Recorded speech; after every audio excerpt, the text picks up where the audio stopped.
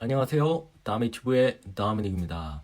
1부 영상을 안 보신 분들은 1부 영상을 먼저 시청해주세요.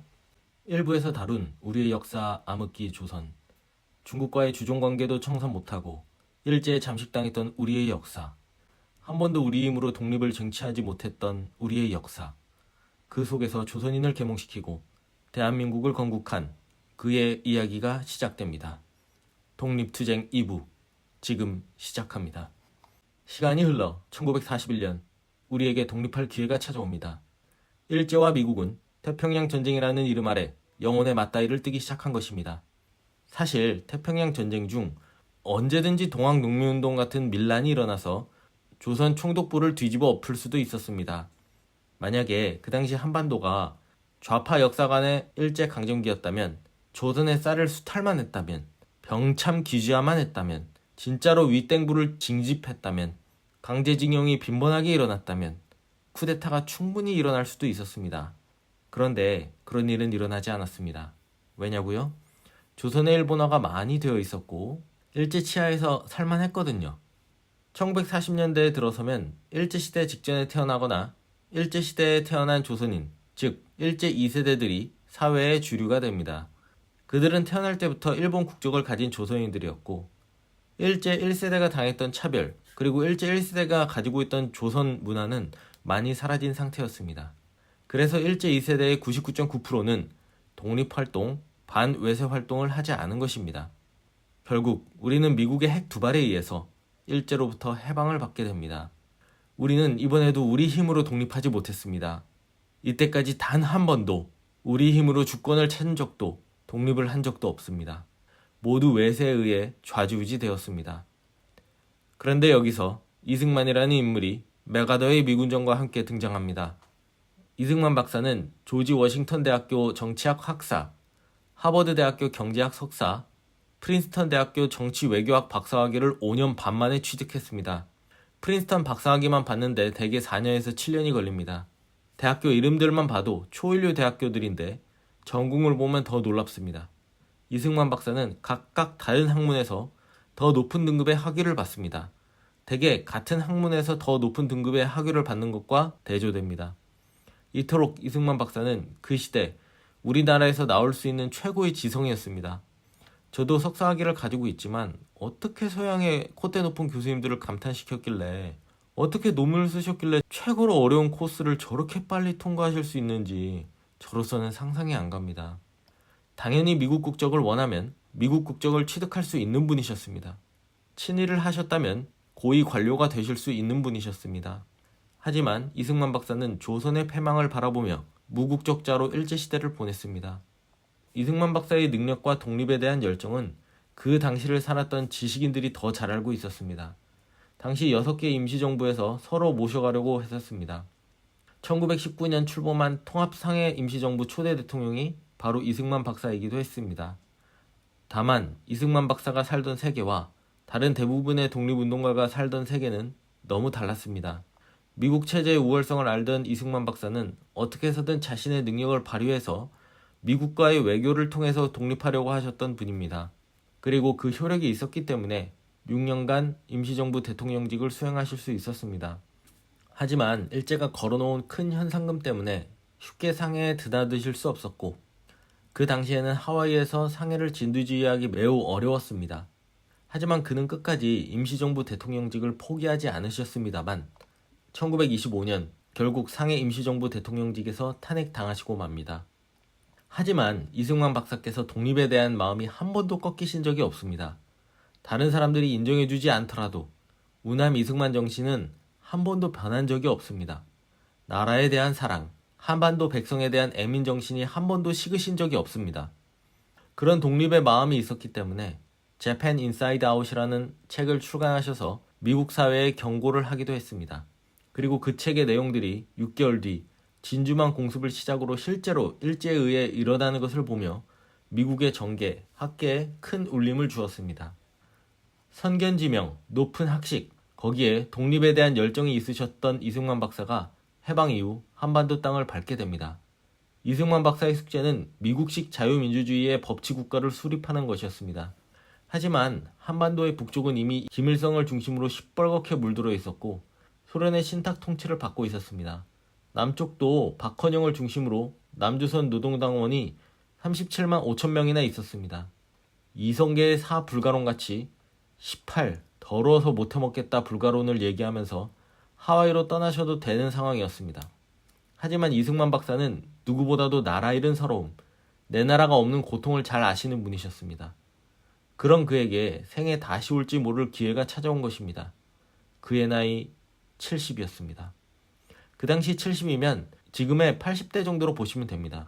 여생을 편히 보내셔도 되지만 조국의 완전한 독립을 위해 그는 헌신하셨습니다. 한반도를 모두 미국식 자유민주주의로 만들고 싶으셨지만 1946년 2월 소련은 이미 김일성을 중심으로 북조선 괴뢰 정부를 수립하였습니다. 공산주의의 망령의 공격으로 인해 어쩔 수 없이 남한만의 임시정부 수립을 각오하십니다. 그렇게 1946년 6월 3일 역사적인 정읍선언이 발표됩니다. 이후 대구 폭동, 제주 4.3 사태 등 크고 작은 남로당의 공격이 시작됩니다. 이 모든 것을 이겨내고 유엔의 동의를 얻어 한반도 총선거를 치르기로 합니다. 하지만 북한은 이에 동참하지 않으면서 남한만의 총선거가 치러집니다.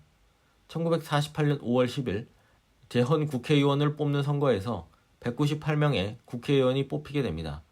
이 총선거는 여성도 투표권이 있었습니다.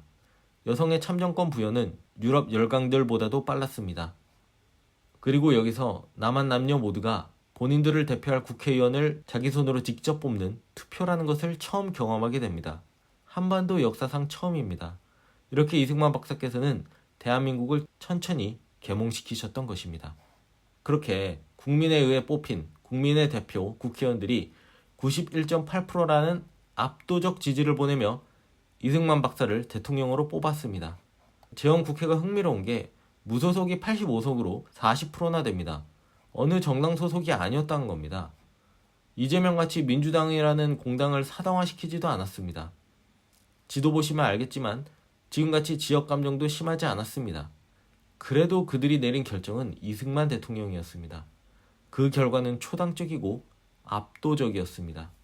저는 그 당시 국회의원들이 이승만 대통령께서 미군정과 어떻게 일을 하고 어떻게 진두지휘하셨는지 직접 눈으로 다 보았다고 생각합니다.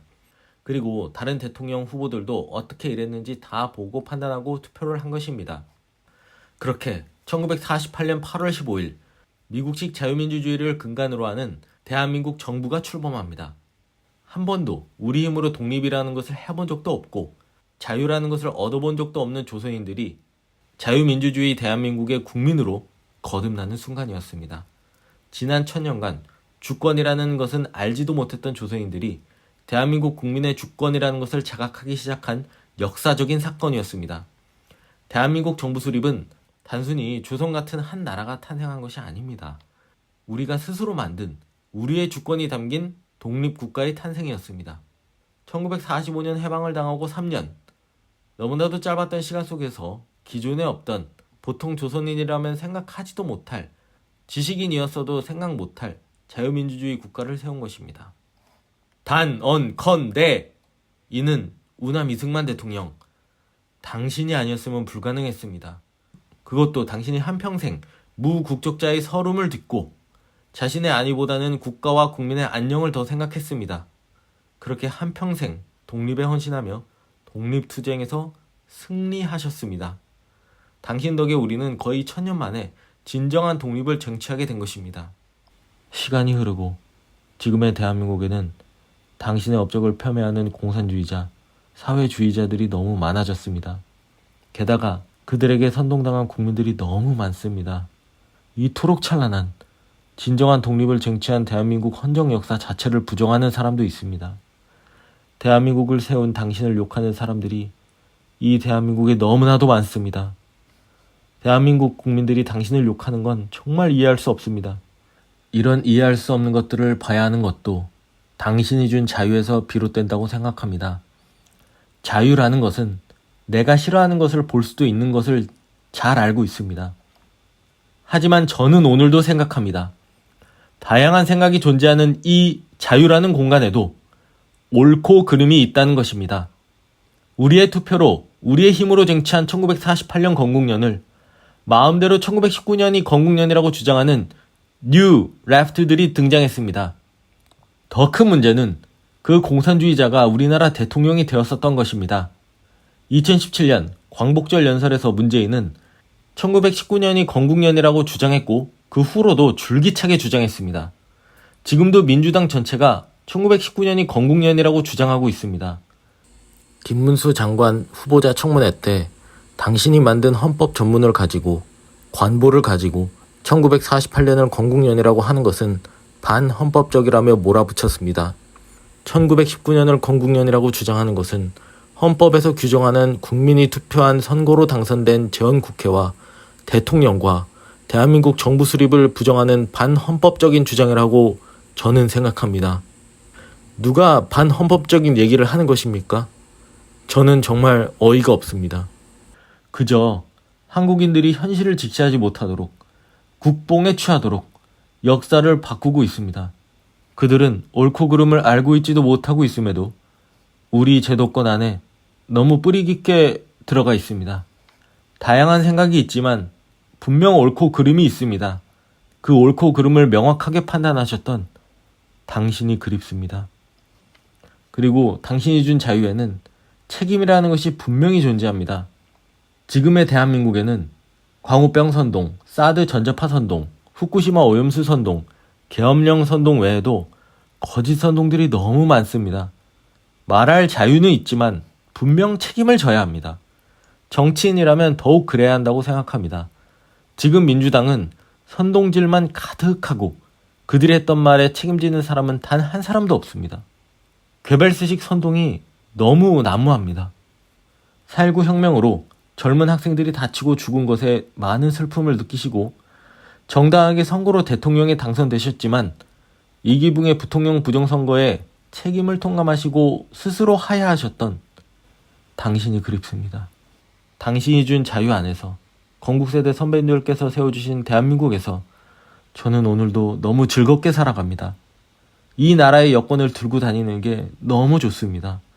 오늘도 회사에서 일하는 하루하루가 너무 행복합니다. 38선 위아래가 너무 다릅니다.